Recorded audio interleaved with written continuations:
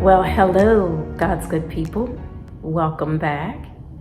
So today, I want to talk to you about how to enjoy living single and Christian. Living single, being single in God.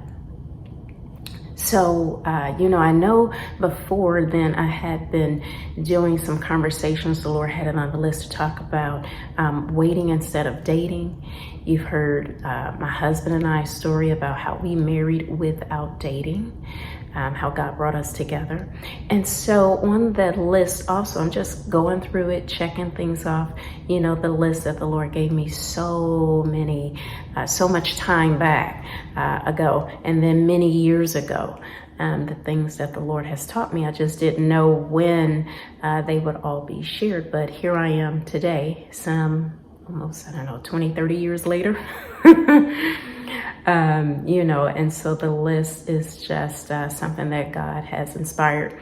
And so with talking about how to enjoy being single and being a Christian, I know there are so many ideas and things that are out there, and there's now dating on the scene and all that, which I just could not find biblical grounds for when I decided to obey God with my body and ask Him to keep me until marriage. And so just to give you a little bit of history, when I was about 14 years old, I remember going to my parents' room and letting them know I desired a husband, not a boyfriend. And I was just about to enter high school, I believe. Was a freshman already in high school, maybe? Maybe, I forget. But I know that I was in high school, and I let my parents know. I was new in high school, and I let my parents know that I just was not interested in a boyfriend. And so I allowed God to begin to prepare me for a spouse. And as time progressed on, God will encourage you along the way. You hear words of encouragement. You may hear a prophetic word. And when I got into my 20s, I remember, I think I was over 21 for sure. I remember, there would be singles events. And after some time of hoping and waiting, you get tired of the norm. Okay, all you that are single that want to be married, raise your hand and let's pray over you, which is great. But when you've been waiting for so long, it becomes like, oh, I don't want another prayer. I want my spouse, you get to that point. And then I can recall, there would be events for just singles, and I would get to the point of, I don't want to go to another singles event. Someone trying to tell me they think they're my husband, and he doesn't he looks like a popsicle to me. And I just did not want that. And he was old. And I'm like, no, I'm not your wife. God didn't tell me that. So you just kind of get, after some time, you're like, oh, when is he going to come along? And you're just hoping and waiting, right? I got to the point where I began to say, Lord, you know what? I want to be kept. Cause me to be kept. I don't want the wrong one. I don't want to miss what you have for me. And I also began to pray, Lord, help me. These were my exact words. Lord, and those of you that know me, that went through this journey with me, know this is my quote. Lord, help me to enjoy being single in you. Since God had called me to singleness at that time, I needed to know how to enjoy being single in Him. And that was my prayer.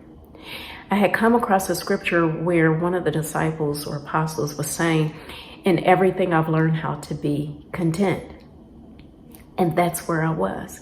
Okay, Lord, help me to enjoy being content, being single in you.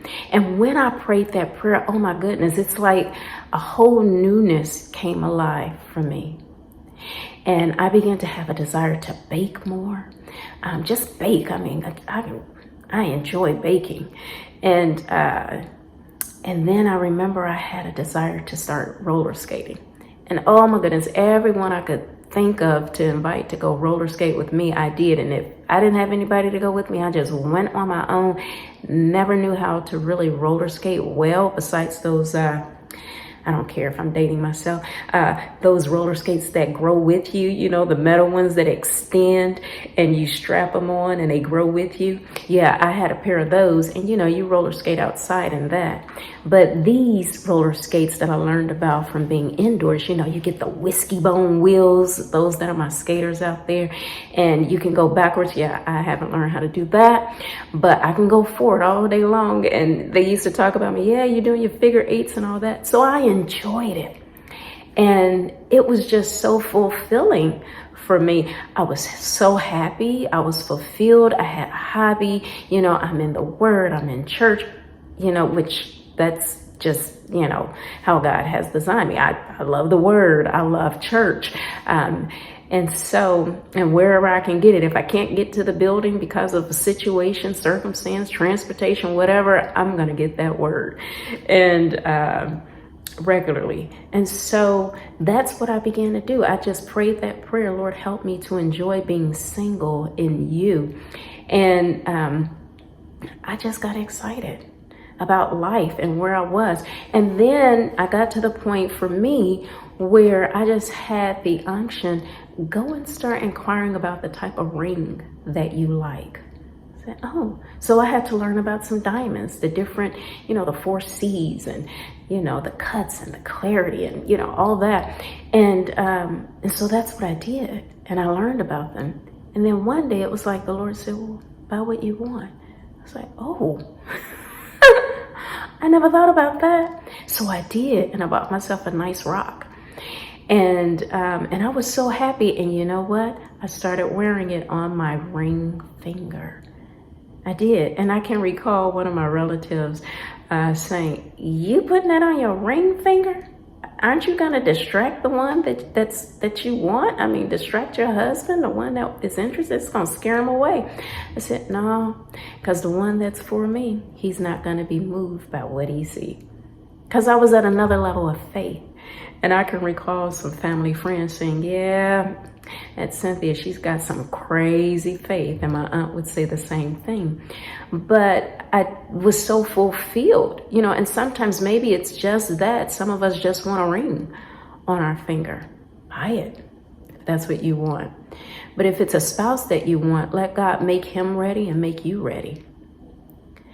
The dress, you know, I was working at a fabric store. I told you guys the story of how I came about that. And that was in my very first video that I did, very first episode. And that was You Can Hear God for Yourself. And that was some time back that I did that. And I was sharing about how God, you know, led me to the fabric store to get a job.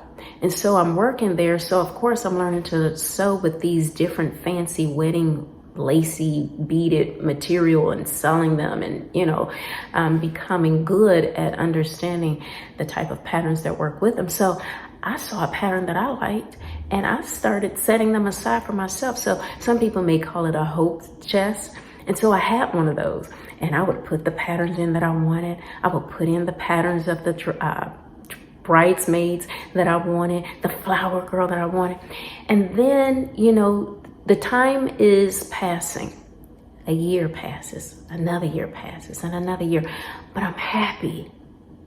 And I'm just getting things ready, letting God ready me, and just staying focused and busy and skating and all that.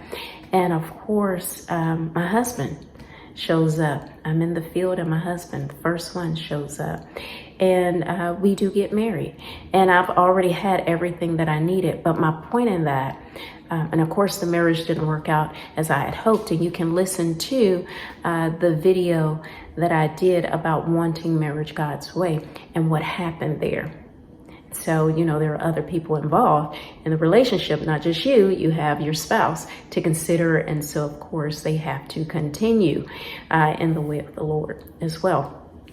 But getting back to, you know, what I'm talking about here, enjoy being single in God. And that's the key for me, is what it was. It was enjoying being single in you, Lord. What do I do? Put your desires for this time, for this moment in my heart so I can stay focused. Because what would happen is, a guy will come up and say hello, and immediately, if you're expecting a spouse, in your head you go, is this the one? Immediately. At least that's what it was for me, and for so many others whose stories I've heard. You immediately start wondering if this is potential, if this is the one. And guys can kind of sense that too. Like a dog can smell fear. So the guy can smell that desperation or that thought process of, hey, I was just saying hi, that's it. And guys kind of see things different from women. With women, we are more, emotional beings. And so if a man shows some type of interest or say, hey, that's a nice dress or your hair is nice or whatever, we immediately, oh, he likes me. No, he said he liked your hair. Not you. He don't know you. He just said he liked your hair. He just complimented you. And so guys come from the sense of, I just thought it was nice. So, and of course they learn once they're married and their wives hit them, don't do that because you give a different impression or whatever the case may be. But when you are anchored in the Lord and you ask him to help you to enjoy being single in him, then he will begin to direct your path.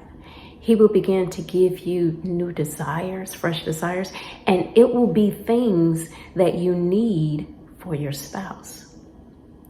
And so I can see that in both instances, even, being remarried, I can see that the things that God prepared me for my current spouse. My final spouse, my only spouse, the one that is the one, which is so great because, there's that commitment to the Lord. And so I'm so grateful for that. So that's my encouragement to you. Y'all be blessed. I pray that you are encouraged, that God has spoken something to you and sparked something in your spirit with what I have said. All right, talk to you next time. Bye.